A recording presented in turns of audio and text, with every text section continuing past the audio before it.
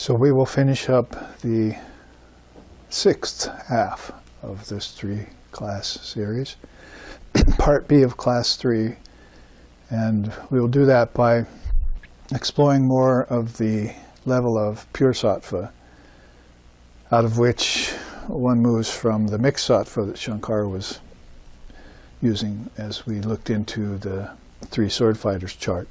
And then we introduced ourselves again to the 3 Shaktis, Maya Shaktis, that go along with those 3 gunas. So there's always a power in everything. These things were left loosely associated, you might say, through time, through the scriptures, long over centuries, and revisitations by illumined souls, Dharma teachers. And then beings, great lights came along, like Shankar and so forth, and said something in a particularly revelatory way, and really made firm connections again, like reconnected things, like he was doing with the gunas, and Prakasha Shakti, and Avarana Shakti, Vikshepa Shakti. And we want to also give equal time as much as possible in this 3-class series to thoughts. Klista and Aklista we've looked at. And we mentioned briefly no thinking, non-thinking, avritti. There are beautiful chants about it that come to mind when I think about it, but being able to stop the mind from thinking and wait. Meditation should be that ideally, but sometimes it's good to do that in your contemplation mode. Turn on your thoughts and off your thoughts. And there's a selector in there. Well, what am I going to think about now? Nobody ever thinks about that being. Just think about the thoughts are on, the thoughts are off. Who turned it on? Who turned it off? I know not. Maybe that's the Prakasha Shakti or the Mahashakti there that's allowing you. It would be good to think so, but at least it's your witness consciousness that's looking for something to fathom of a profound nature, an unusual nature, not the commonplace and conventional that so many people, that run of thought. Or even maybe, because we were talking about at the break here, how the scientist also has a certain version of Prakasha Shakti operating in them when they're looking into space or when they're looking at matter. They want something revealed, and then when it gets revealed, some new secret, so-called new, we call it, then I have discovered that. So the ego right away jumps in and says, look what I have got, I have seen. And then eventually what I will make popular and what I will make money off of. Those different levels of thought kick in. Tamasic and Rajasic, this is like those two are waiting, to cover and to distort. So the revelatory power, if it's kept pure, like in Sri Ramakrishna's case, well, Mother revealed to me. It was all Mother revealed to me. So she sits in my throat, I open my mouth, she speaks, and then this body is just a pillowcase. He had all sorts of ways of saying that that it was the Divine Mother he had found, and that she had taken over the whole process. Like, I feel like a bunch of popsicle sticks strung together, by strings, and she's like moving the string puppet kind of thing. We used to make those when you were a kid. Ate too many popsicles, and everyone had these sticks lying around, so you'd make puppets out of them and operate them, dance them around, like shadow puppets. So that's what he felt like. He was obviously, and quite often saying that. So I think since we want to give equal time to thoughts, let's visit Holy Mother's realm. Not that it's not all Holy Mother's realm, but Holy Mother means specifically Sri Sharda. And look about this important word called sadhana. So she said here, I have done much more than necessary to make my life a mold. Ah, the ecstasy of those days. One moonlit night, or on moonlit nights, I would look at the moon and pray with folded hands, may my heart be as pure as the rays of yonder moon. Or, Lord, there is a stain even on the moon, but let there be not the least trace of stain in my mind. You can say, the ecstasy of those days means that this was how she was put into samadhi, or higher states of mind, and maintained them all the time, as we saw in her, and we heard reported so much. So many of millions of her devotees now. She's just pretty much known, and go around India, oh, Ma Sharda, oh, Ma Sharda. Just like nobody has to introduce her anymore, even though she was Gunas Vrittis, the eternal mother behind modest veil. Now she's been here and gone, and quite a few people recognized her thanks to Sri Ramakrishna.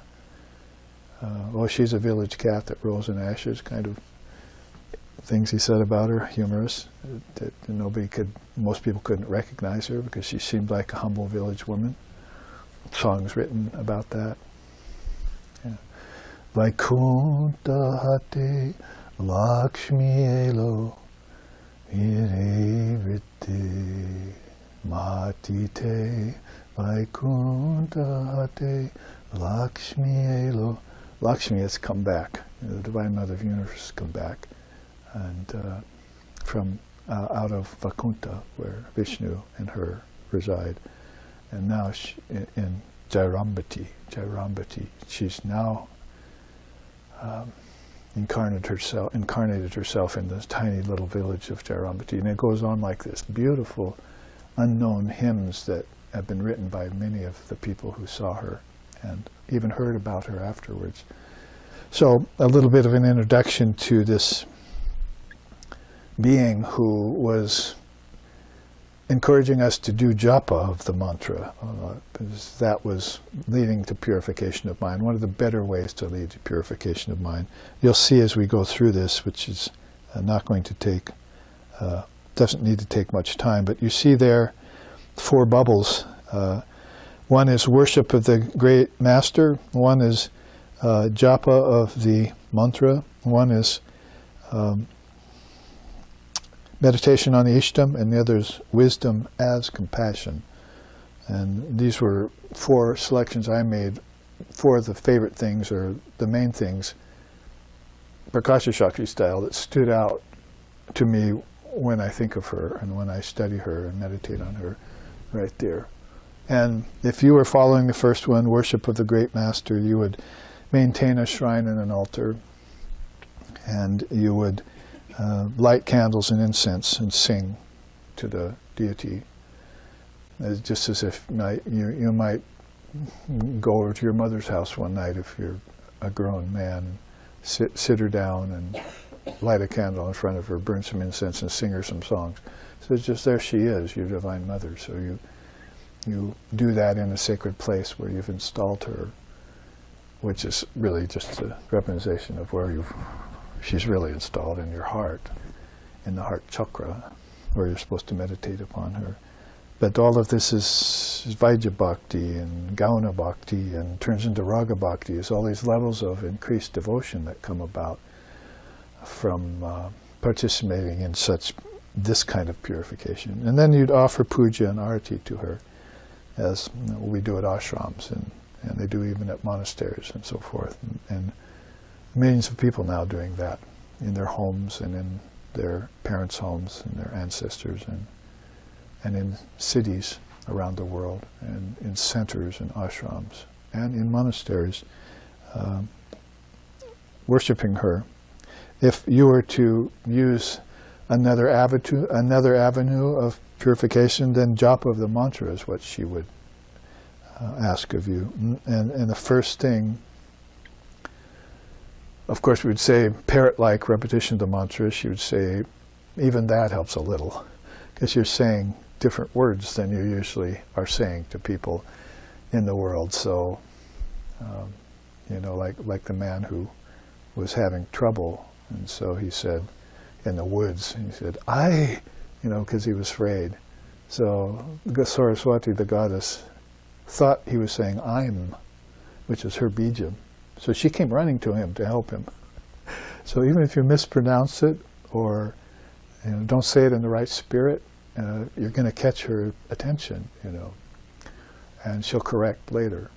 It's the compassion that she has. And so know the mantra's meaning would be the best foot forward. And you'd be surprised how many people don't. I have stories of it. Can you give me initiation? Someone said to Kala Rinpoche, the great Tibet teacher, when I was there. Have you been initiated before? Came the response. Yes. Who initiated you? Such and such. Did you get a mantra? Yes. Would you mind imparting to me that mantra and letting me know? Yes, here it is. Here it is. And then, do you know its meaning? The teacher said. And then, no, I was not given the meaning. Go back to your teacher who initiated you, get the meaning, and then come back to me, and I'll see if I can initiate you into Tibetan Buddhism. So they're very specific and careful about that meaning. Every seed bijam, power in it is this meaning, and that's just on the surface level. Then words get deeper and more intense. So, for instance, knowing your first word in most mantras, like say Dalai Lama's mantra, it's not a secret, Om Mani Padme Hum. So Om, A-U-M, A, waking state, U, dreaming state, M, deep sleep state, Shvara, transcendent. You might say Gunas, the three transcendent of the three Gunas there in the Shvara. So you'd have to know that, connect it, think about it, meditate on it. Then when you said it, it would have its desired effect inside of you quicker. You still may have to repeat it for a while depending on what's in the mind that needs to be purified and how open you are to being cut in the image of God. And repeat it with intensity. It's a word we've been talking about a lot lately. Clarification and intensity, because you don't want to intensify things unless you're clear about them. So if the mind's not clear and you're intensifying, which is a mistake a lot of people make, then lots of mixed results are coming back from rajas and so forth. And maybe even some old habits and problems out of your mind from previous karmas, sanchita karma, coming back on you. So clarification first, kyati, and then get that, then intensify everything. These are teachings she would give along this avenue of mantra. If you were looking at meditation as your main practice, then it should be on God with form and beyond form. As far as God with form, she says, envision him/her fully in your heart chakra.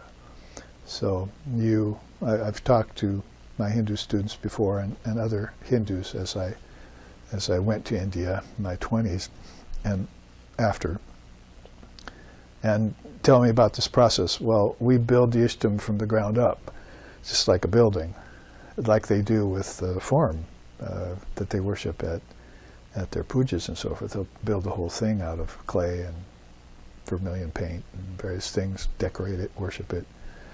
So in the mind it has to be done the same way. So, if I can't see the feet yet, I can't build the rest. You see, so you don't just start looking straight at the face. In this case, not if you're following this kind of visualization. So you have to sit and meditate, and finally I see the feet of my Lord, or the goddess. And now I'll add the ankles and the shins and the thighs and the waist and so forth, until I've made her out of consciousness. Mrinmoy, is made out of materials of earth, but Chinmoy is made out of consciousness. Sharmakrishna used to make that distinction. So you must make the goddess out of Chinmoy, out of Chinmatra, out of particles of your own intelligence, and create her inside of your heart and worship her there. And nobody has meddled with that process, you see. In fact, you've had a few friends in high places that have come along and supported you, told you how to do it, and how quickly or not to proceed in this inner construction of a divine deity. So then move beyond form. So the meditation with form in the higher reaches of Indian thinking always has to connect to the formless essence. If it doesn't, then okay, well, that's how far you went with it, and it's all right. Your salvation is guaranteed, kind of thing. But for liberation, they really feel like you need to have this hailstone in the ocean experience at one point. Something that, as we were just saying, goes beyond klista, naklista, to no thoughts. Nirvritti, no vibrations. Nivritti. That has to be also a part of you, because that's where you'll notice that there's someone being nothing, somebody being nobody. How to say it? I was meditating, I lost my thoughts, and there was no ishtam there or anything. All of a sudden I just saw me, you see. And that's all there is. I am Atma Brahma, the self is Brahman. And it only showed itself to me when everything else was gone. So that's emptiness to the Buddhists, the highest kind of emptiness, shunyata. Because it's a presence. You can't, and my teacher said, you can go on discriminating away everything to get there, but you'll never be able to get rid of the discriminator, the one who's doing the discriminating. That's the point in self-realization. If you don't like the word self, then in pragyaparam, supreme intelligence, as the Buddha called it. So move beyond form after that envisionment, and you'll probably want to go back and forth between the two. That's how the instructions I was given from my Swami, peace and bliss be upon him, in the Ramakrishna order when I took initiation in my 20s. So I took that mantra diksha and was instructed to use both of those modes. Now the last one there is wisdom as compassion, which is Jnanodaya yoga. I heard along the way from a few worshippers of Holy Mother who were monks, and one other person that there is one of her yogas she taught was Jnanodaya yoga, and she brought it back out of some distant divine atmosphere that some rishis had used it.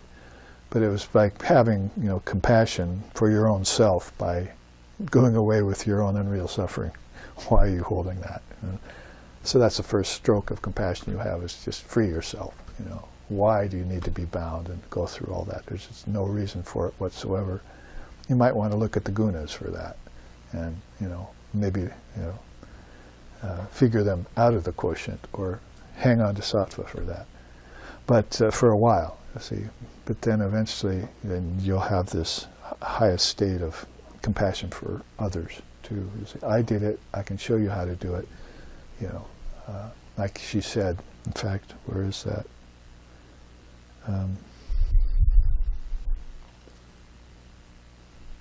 Right here. Very beautiful. She says, you must approach holy beings with the proper attitude.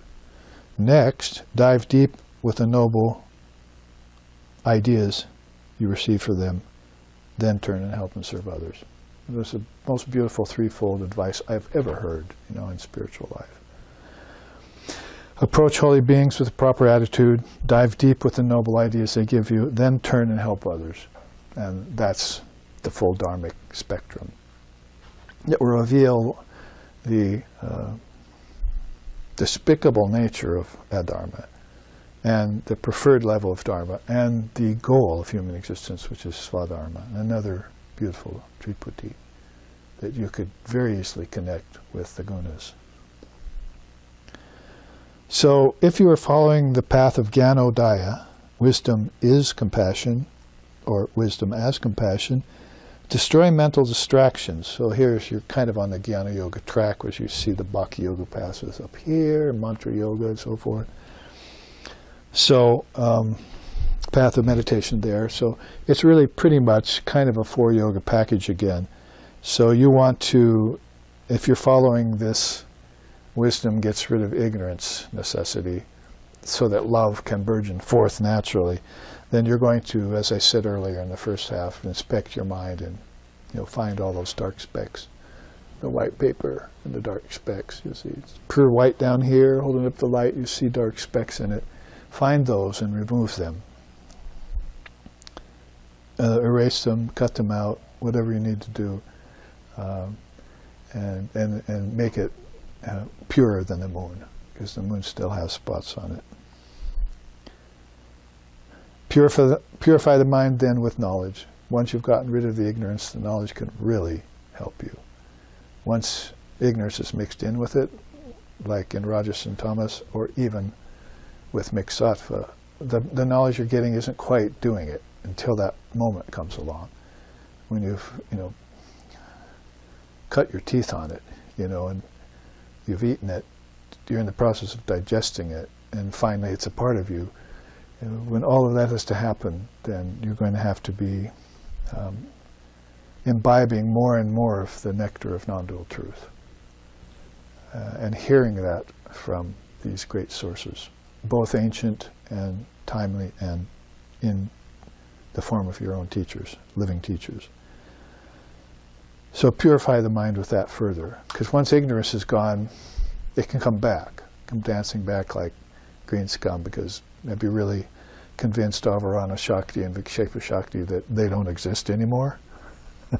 Or are they in billions of other souls in the collective mind still? And you can do nothing about that. So isn't it possible to get influenced by those again, take parents amongst those again, and be amongst societies and cultures that are materialistic and mistaking the goal of life for something else? Real, a very definite false superimposition going on there. So once you've reached that level, and it can be reached in one of these or with all of them, I can attest. And our founder of our SRV associations too, I didn't see him not doing any of these. It wasn't like, oh, I'll take one, His whole life was all of them all the time. And maybe the focus and emphasis would shift, but you don't throw one thing out, take another at that level, because all of these are beneficial, and you need a lot to convince yourself and others that Avarana and Vikshepa Shakti don't need to exist in you, and that they won't come dancing back naturally out of nowhere, so to speak. So I'm in the knowledge yoga, which is one, of course, one of the ones that I favor. Really want to accent that. I've tried to accent it in the first half of the class where we were talking about the mind. Well, really, if it's got these other considerations in it, you can give it the purest food, and it won't help it that much. It might be a thing as I'm keeping my nose above water with that, for a long time, just like, that was a nice class, blub, blub, blub, blub. Another class comes, I can breathe again, blub, blub, blub. You see, but no, let's get past all that, and let's have that inspiration at hand all the time. The waters of relativity away. So the mind needs to take itself up there, convince itself that it's one with Brahman, pure mind, Shuddha mind, not Shuddha or Vishuddha, but Shuddha mind, or Ashuddha, sorry, but Shuddha mind, pure mind, like she's talking about here, one of her great teachings. And then serve God in mankind. So you can see how that's the compassion part of wisdom and compassion. It's not just for you. In fact, eventually you'll find out it's not all about me at all, because I found out the me doesn't exist. You see? It's one thing to say, well, it's not about me, so aren't I clever? And aren't I more sincere now? But it's another thing entirely to say, it's not about me because there is none. And that's where Sri Ramakrishna comes in. Who are you, sir? And people would ask him. I've been asking myself that question for decades. I can't find a me in me. Mamakara is in everyone else. It's the first evolute of Maya is, I'm the body, and I am, my little self, Mamakara. The actor, I'm the little self that acts.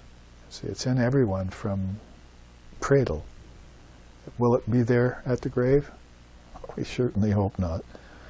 So a quick run through those, but very beautiful one. Some of the quotes then we can throw in as beautiful sidebars there. Pure mind is God, Sri Ramakrishna says. And he would know because he's got his children, his 16 direct disciples there. We sing about her. Mata Shamma Sundari Ramachandra Pituge Jagadamba Bhavatarini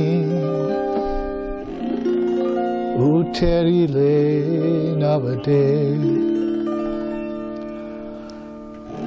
Agahana Krishna Saptami Dina Punita Gururvar Hwa Sharda Kaparama Karunamaya Avatar Karunamaya Avatar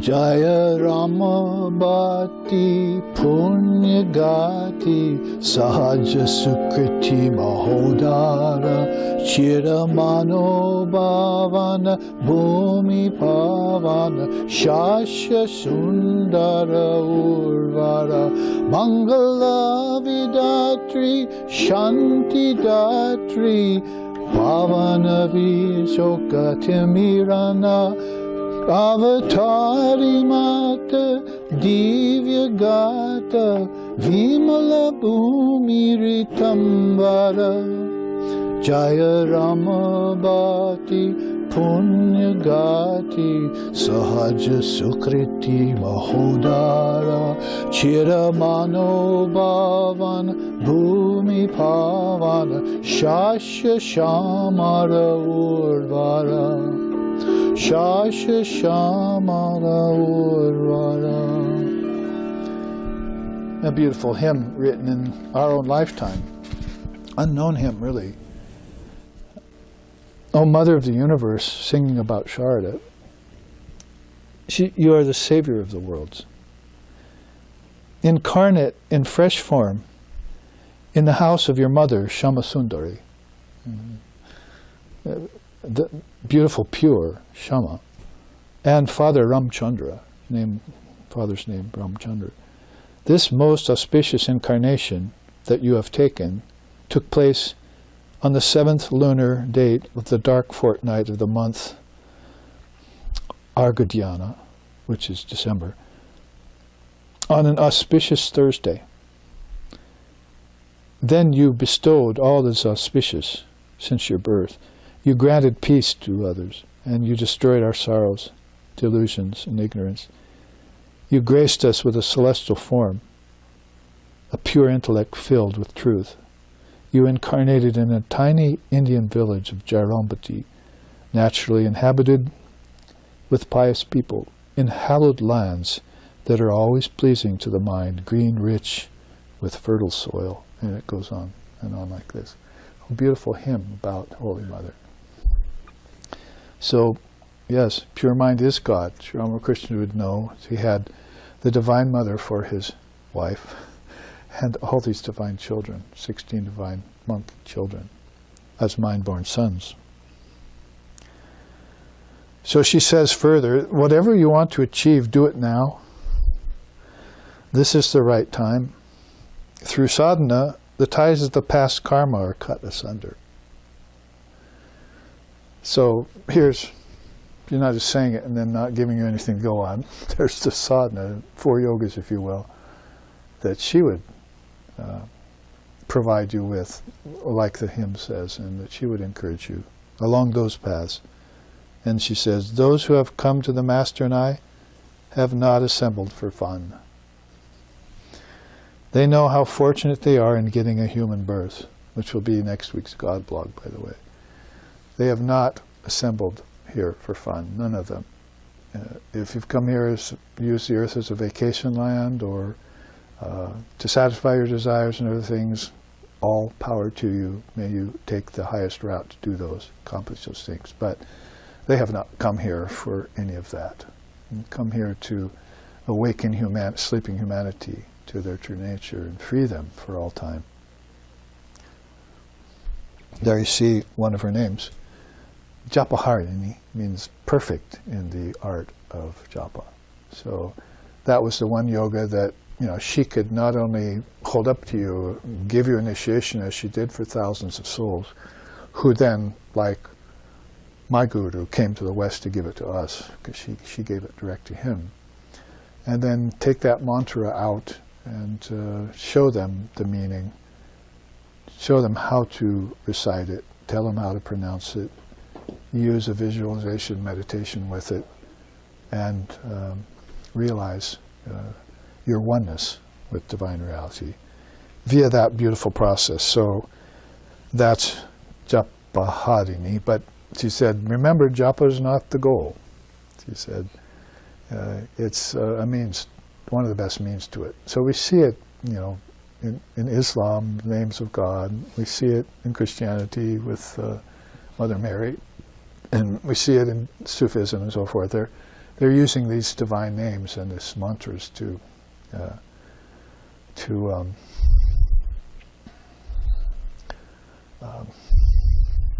maybe appease the powers that be, so that they will let them alone, so that they can then propitiate these deities, and these deities in revelatory fashion can come out of everything. See, it's sometimes your own attachment to objects that's keeping you from noticing the higher attributes of a thing, even an object. It's like, handing someone an ice cream cone or something. They throw it away. You didn't tell them how to use it. See? So there's a revelatory power in it. So all these things need to be explained because of the inherent power in them. You're just helping the Prakasha Shakti to reveal things. First you do it for yourself, then you do it for others. It's natural. It's just what it ends up in. Serve other beings. The other, I do want to use some of our time to this is an important new chart. So let's read her final quotes here. Perform your sadhana by meditating upon the Lord. On that day in which you have the right mood, you'll have meditation spontaneously. What's the right mood?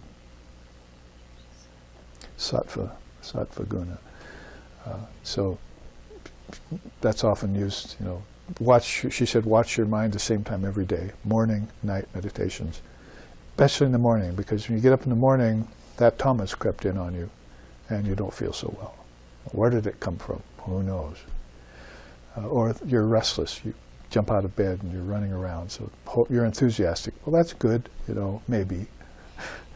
Good, better, and best, at least you should say.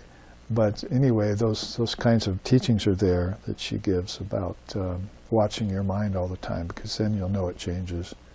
And there's an unchanging, pure mind that is Brahman that you're missing out on, like the pure sattvic side of things.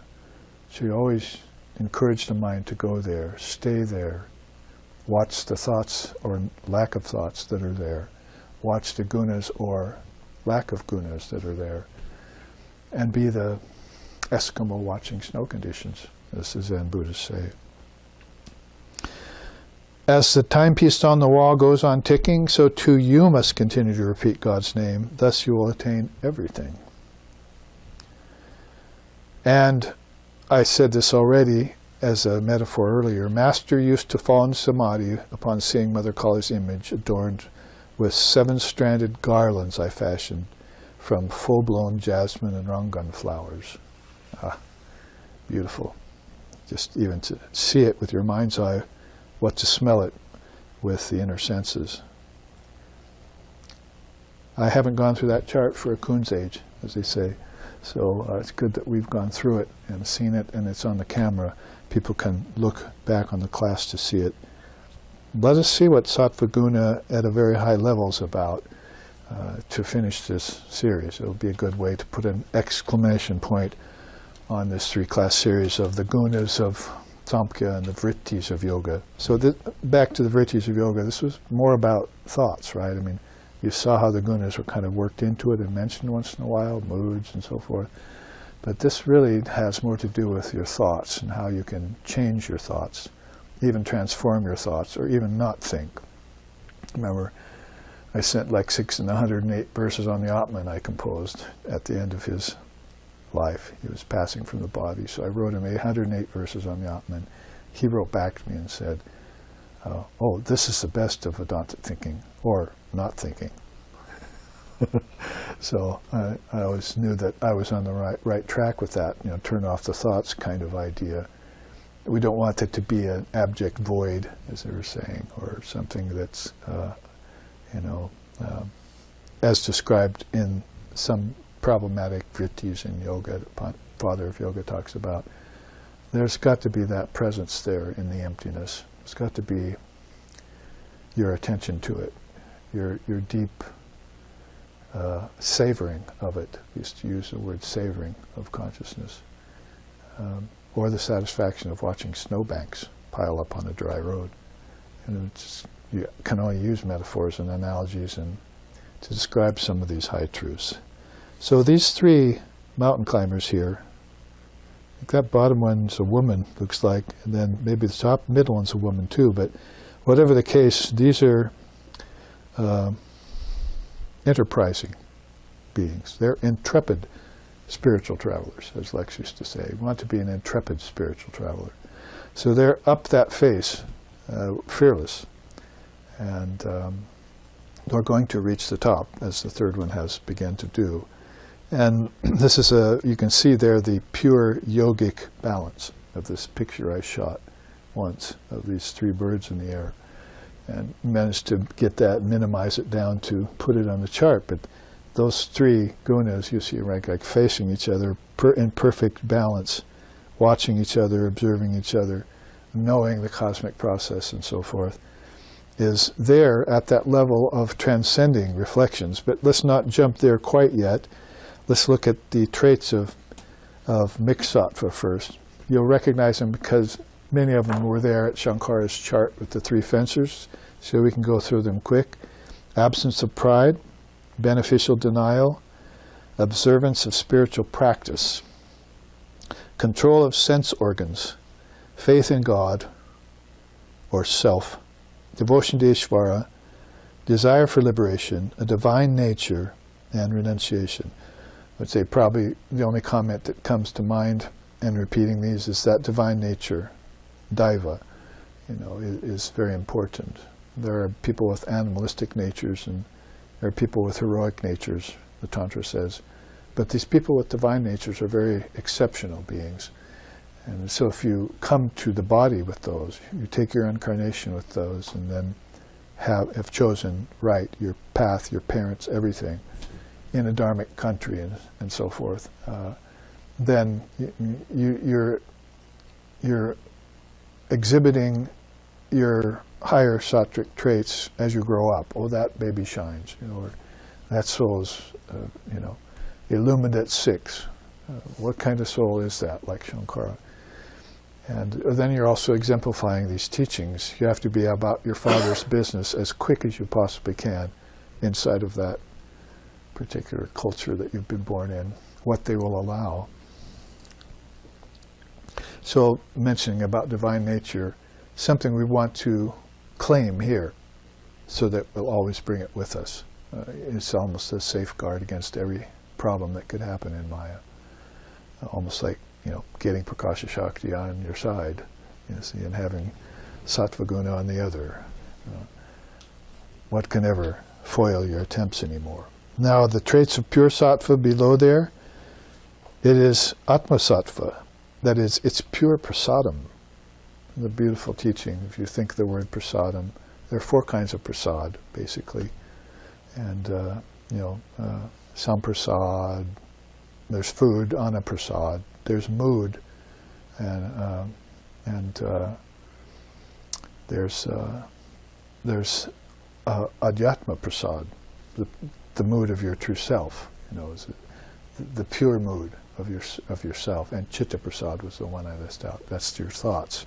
Your thoughts also must be a kind of prasad.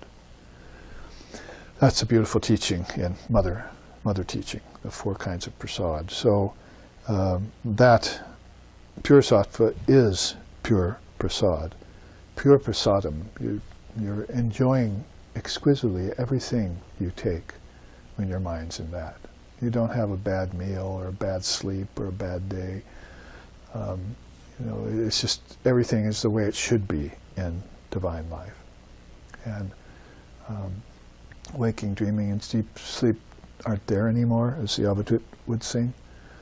So it's not like you have to wake up and deal with something that happened to you in a darker state last night, or that you have to, all of a sudden deal with karmas from a past lifetime that are coming out of nowhere.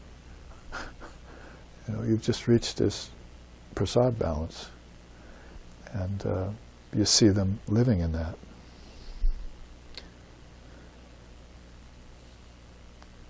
Then you have the second one, is blissful by nature. What is that pure sattva we're talking about, that we're going to describe here soon? It's blissful by nature. Sadhanandam rasam is a nice Sanskrit there. It's self-realization. So they're saying it's that, it's that, it's that. It's not like it seems like that, or here's a metaphor for that. It's that. It's pure prasadam, it's blissful, and it's self-realization itself. Not, as you would say, a path that I have to take to get to self-realization. No, it's that itself.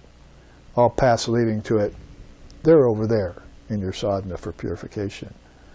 But that's the nature of the thing. It's like the sun shining by its own light. Whereas the moon, the intellect, it's got to borrow light from the Outman. So this is why they're setting it up this way. It's sadhanandam rasam, it's atmik sattva, and it's anubhuti, the thing in itself. It's supreme peace, not just shanti, shanti, shanti. It's prashantihi. So you've gone to beyond the triputi again, once you've understood it. May peace be to the 3 worlds. Yeah, good luck with that. But I want prasad, I want prashanti. It's joyous and cheerful. Tripti praharshaha. So harshaha, you know what some of these words mean in their roots, but joyous and cheerful by nature.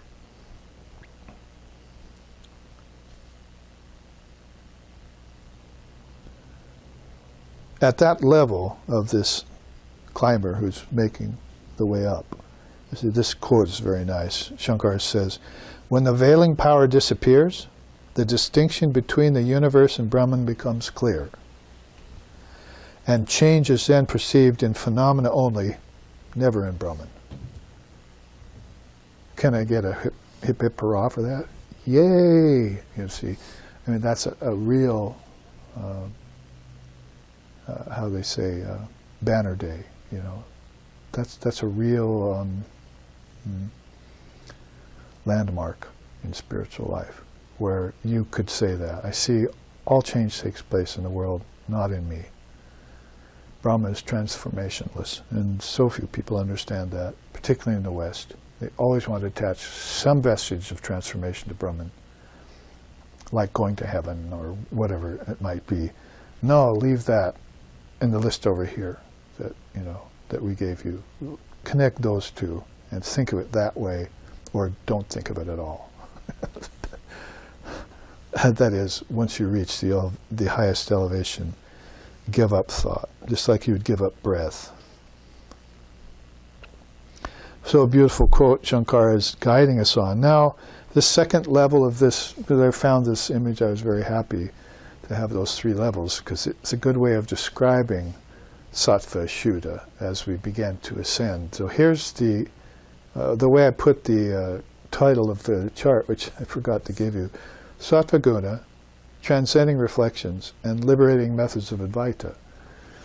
So we've just looked at the Sattva Guna, and now we want to look at this transcending reflections, mirrors that we're looking at as we rise in our realization of the centers, Kundalini, Shakti, and so forth. As consciousness dawns on itself, you might say. So basically, to transcend reflections, then freedom while embodied equals disembodied freedom.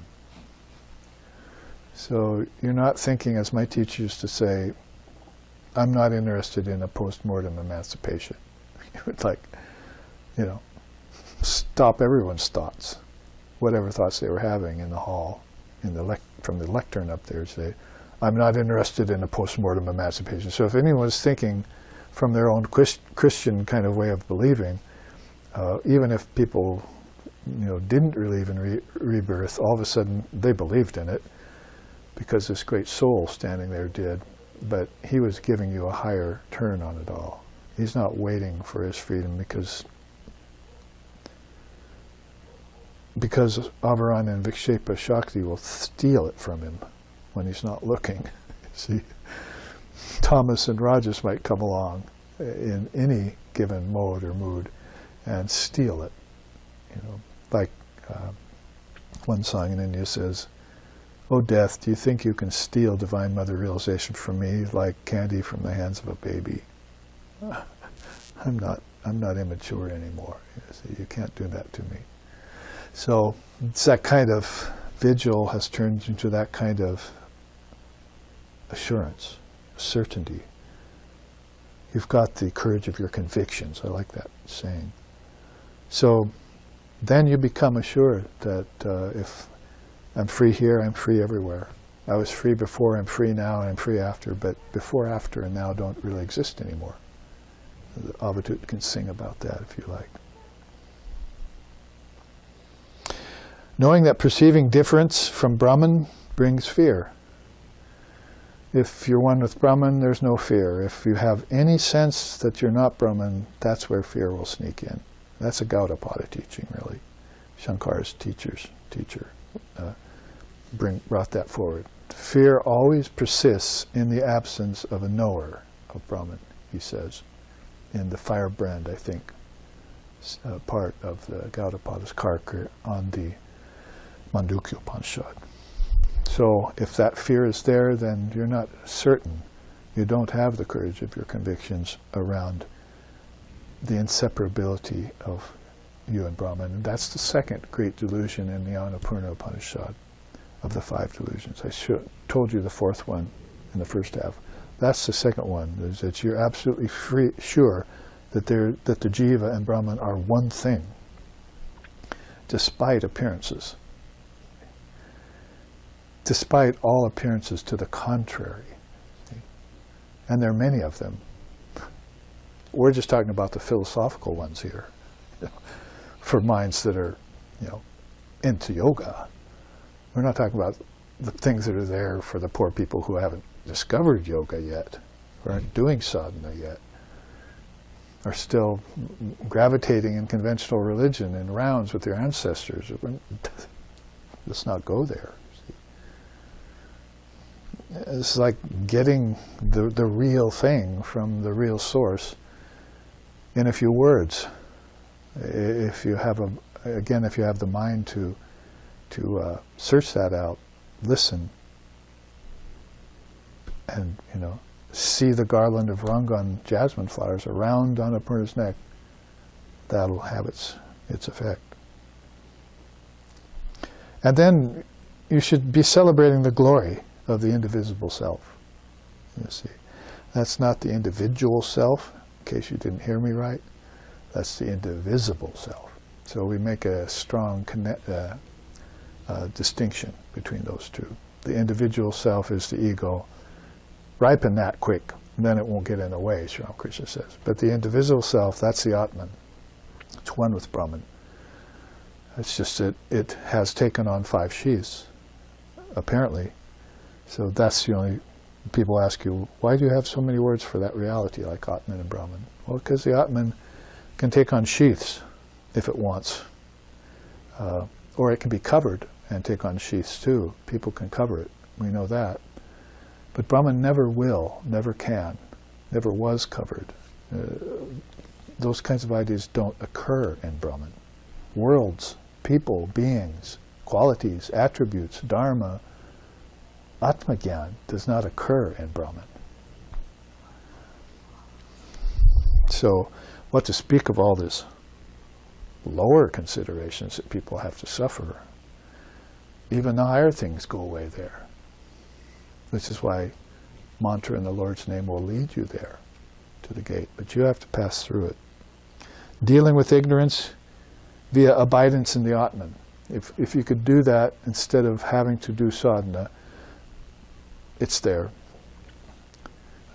If we knew who we are, the Atman, my teacher used to say, then you wouldn't have to do sadhana.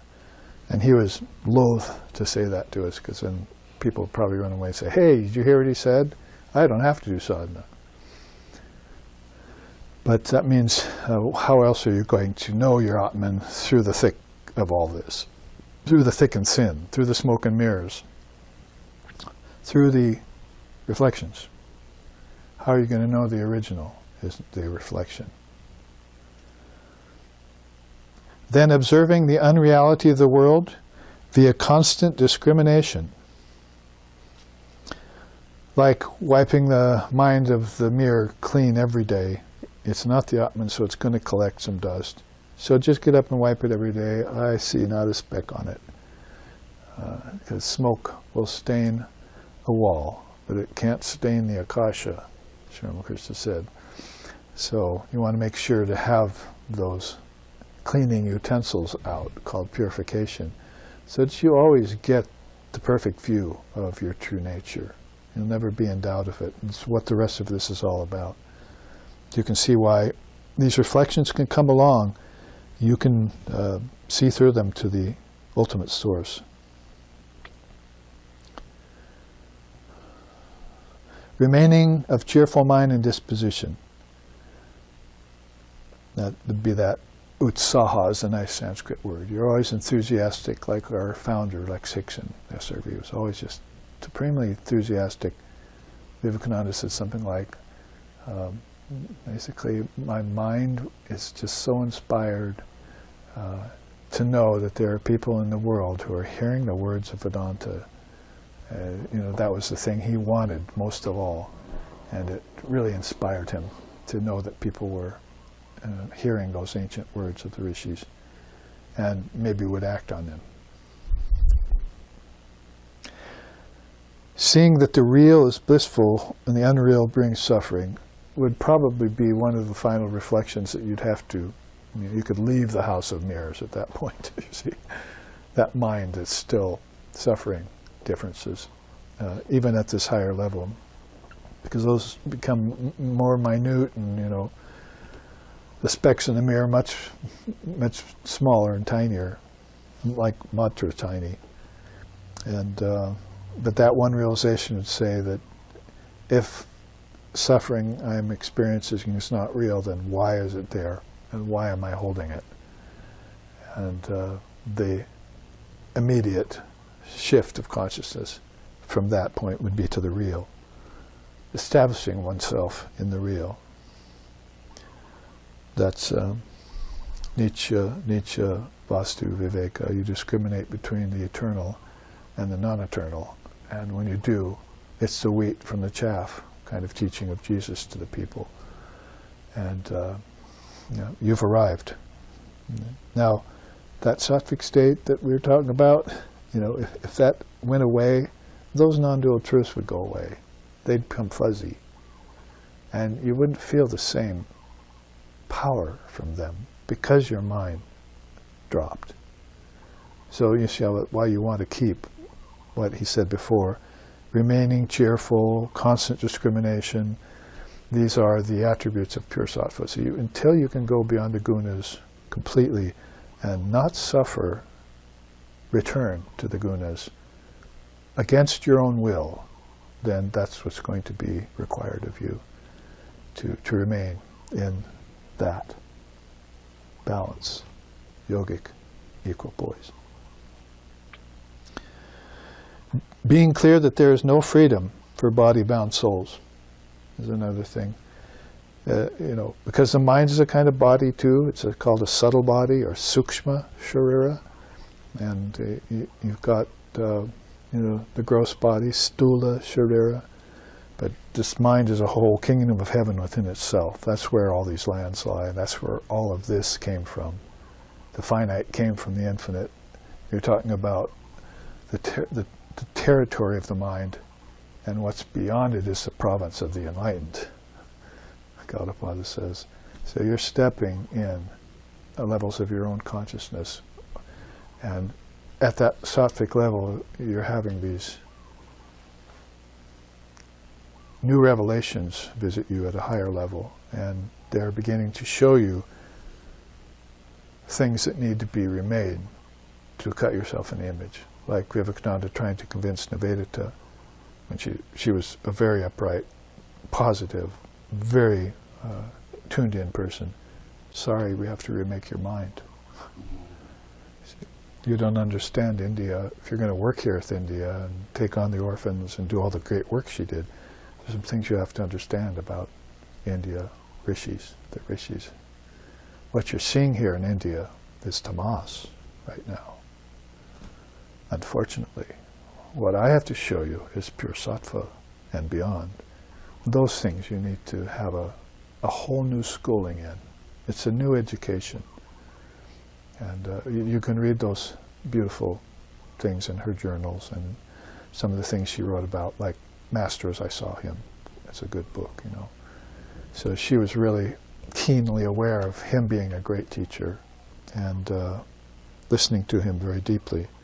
So, moving along because of our time, that's a very beautiful box of sattvic to pure sattvic considerations that the mind might have to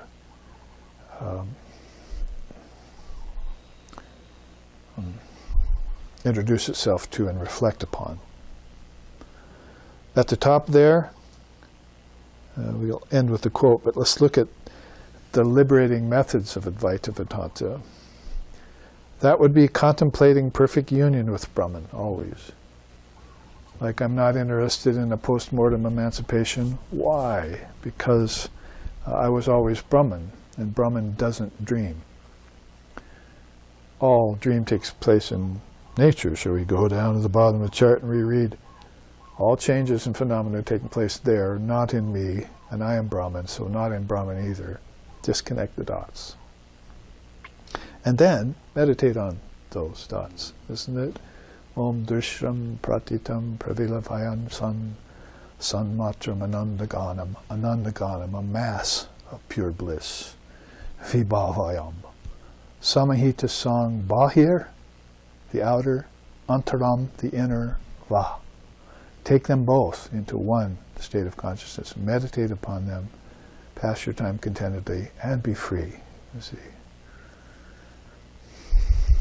Burn them all, sati, burn them all, and come out with that ash of perfect renunciation and smear it all over yourself like Lord Shiva. Knowing that self-Atman is the truth in all. It's there in the good, it's there in the evil. It's there in the virtuous, it's there in those who have vice. In the latter, it's there buried by mounds of earth. But in the former, it's right on the surface shining, Sri Ramakrishna said. And you would probably understand that better if you knew Prakasha Shakti, Vikshekpa Shakti, and Avarana Shakti, and their influence on people's minds. Gunas and Vrittis, you would understand the evil better. You understand the deluded better. And you understand the power that's in them, and you understand the power that could remake them, even at a high level, like Sri Ramakrishna and the Brahmin priests, or Swamiji and Advaita. At a very high level, you'd be able to understand exactly what that operating power is, where they're at in it, how to take them to the next higher level, and inspire them towards the goal. A goal which is an eternal verity. So nurture the Brahman state. So once you have it, it's not something to just ignore. Of course, I don't see how you really could. But Shankara has another beautiful teaching in the Vivekachana we have a chart on called neglecting the Brahman state. So definitely is aware that you should nurture it, because not nurturing it is a kind of neglect. And this earth, at least, probably even in the three worlds, ancestors, humans, intermediary levels, you're going to want to keep that vigil up all the time. And that becomes your, that becomes like sadhana are us, you know. We don't know anything else but sadhana, sorry. And we don't hear anything else but the Dharma. And we don't believe in anything else except the truth. We don't know anything other than Brahman. That's right in the Upanishads. We know nothing but Brahman. We can't speak about that. So, you know, last time you heard that was when I taught that seminar on Adiropanapavada, and how in the Prajna Upanishad, in the sixth question, there's that beautiful teaching of the rivers flowing to the sea. So the people up inland, you know, are all into the rivers, you know. That's what everything's about. So they're always talking about river this, river that, boat this, fish that, net. Down at the ocean, the rivers disappear, and it's just the ocean. People who live there are just talking ocean, ocean, ocean. What was that? I said ocean.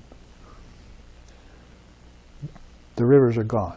All those are gone. They only know about the ocean. So that's why they say at the end of that question, the Rishi tells them, those beings at that level, they only know Brahman. They don't know anything else. So all they can talk about is Brahman. And they'll tell you so. Well, we don't know anything about that, but we can tell you about Brahman.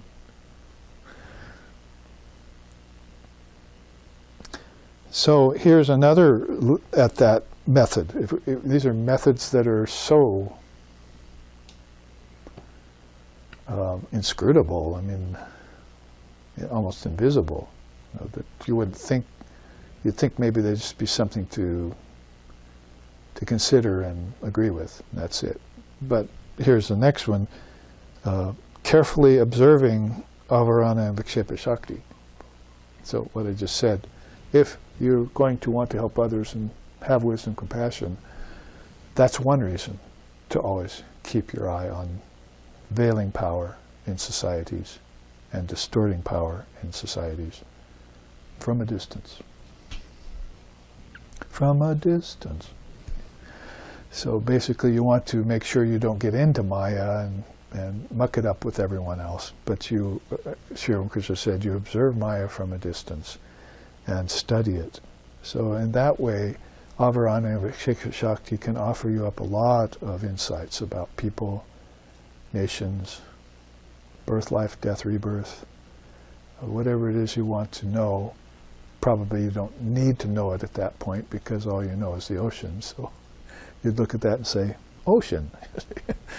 So, but it's an ocean of samsara rather than an ocean of ananda. So there's these two oceans, Ananda Sagara and Samsara Sagara. So which ocean do you want to live in and swim in and sail? Sail smoothly across the ocean of existence.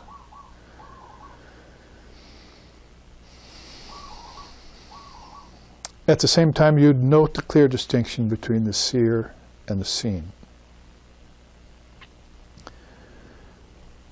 And consciously destroying all seeds for rebirth. It's a very powerful teaching. They must last a long time, these desires to be reborn again, for whatever reasons. And if that is conscious, then you say, well, I'm definitely going to take this many births to accomplish this much enlightenment in the world. I'll take a vow of 10 bodhisattva births. See? And the teacher says, very good, very good. Not very many, but good luck with that, you know. You know, I took 50 before, you know.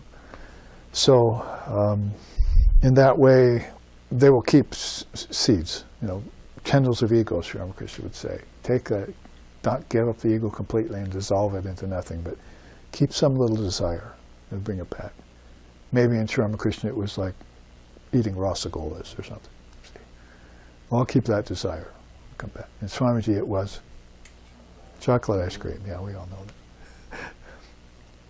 Gets up from the table. The host says, wants to keep him at the table for the guest's sake. Swami, there's chocolate ice cream. Zip. I'll come back and 100 lifetimes and help even one person out of suffering, he said. But you didn't see the parents, if you'll give me chocolate ice cream. So destroying the seeds of rebirth, actually, the Avadhut, this free soul we love to think about and sing about, he has something to say about that via his stotram. The Jnanamritam stotram.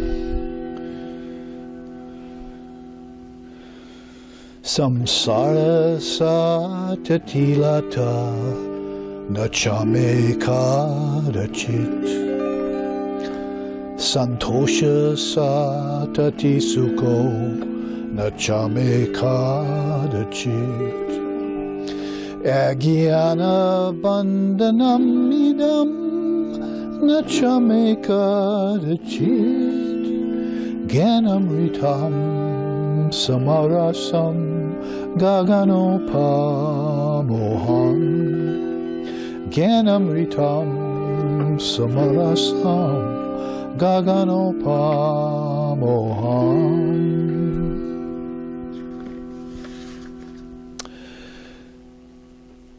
Ragadi dosharaitam tvahameva tattvam Daivadi dosharahitam tvahameva tattvam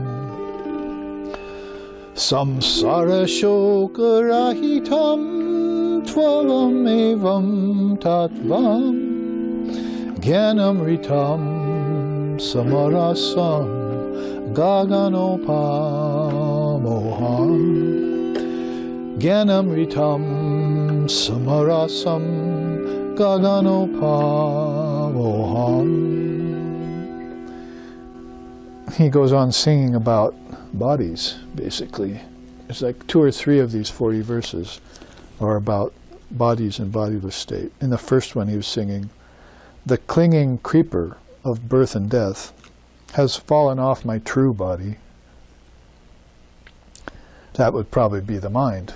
I don't know if you could say that would be the Outman, but the true body is really the mind from which everything comes. So the whole idea of the mind producing bodies again and again, that's a creeper that, I shook it off. I don't want it growing on me anymore. And I have found that the happiness and miseries that belong to life are not in my true self. Instead, I am pure existence, pure knowledge, pure bliss. Boundless as the sky, infinite like space. The 6 passions are like sons and daughters of a barren woman to Brahman. Supernatural agencies with their legerdemain over souls are a chimerical illusion to it. What to speak of these, the body, the physical world, and its many blemishes cannot touch me. For I am the pure existence, wisdom and bliss, as boundless as the sky, infinite like space. And I think he has one other sloka there on the body. So it pertains to this penultimate one we're looking at, calling them, rather controversially maybe, Advaitic methods. Consciously destroying the seeds for rebirth. I actually sometimes ask some of my students, some of them Hindus, oh no, we're not coming back here again. No more rebirth for us. They've like made that definite conclusion. And some of them, no, we're not having children. We're sorry to have been such a trouble to our parents. Why would we want to go through the same thing again with our children? So basically, I'm not going to be reborn again. Certainly not in the samsara sagara. Maybe in the Ananda Sarga I can take on another body, a finer body, but where birth, death, and all those things are creepers that I just sloughed off. Like there were dreams I had to wake up from. Cobwebs I had to sweep out the attic from. So then finally, exerting effort towards eliminating false seeing. And probably the study of Avarana and Vikshepa Shakti and revelatory power is going to be object lessons in that very thing. It's not like it's there in you anymore. You're resolved about it. You've detached from it. And now you just want to make real sure that you're versed in the art of always knowing the distinction between this and that, and being able to help others because you know that. You know, I am that. So that's how careful they are, at least in these worlds. And so we end this 3-class series with this beautiful quote from the Upanishads. That one who worships in the sacred and stainless shrine of the Outman, which is independent of time, space, and distance, which is present everywhere, which is the destroyer of the pains of the pairs of opposites, and which is the giver of eternal happiness, becomes all-knowing, all-pervading, and attains hereafter eternal life. Om peace, peace, peace. Om Tatsnayo Ravrini Mahe Gatum Yogyaya Gatum Yena Pataye Daivi Swastrastu Naha Swastir Manusebyaha Urdvam Jagatu Besajam Sangno Astu Dvipade Sangchachushpate Om Shanti Shanti Shanti. May we make a great offering of the small self into the real self. May we always revere the mother and father of all sacrifices. May divine blessings be upon us. May healing be unto the entire human race. And may well-being and prosperity also abide among us. Om peace, peace, peace. May peace be unto us. May peace be unto all. Om Hari Om, Hari Om, Hari Om Tat Sat.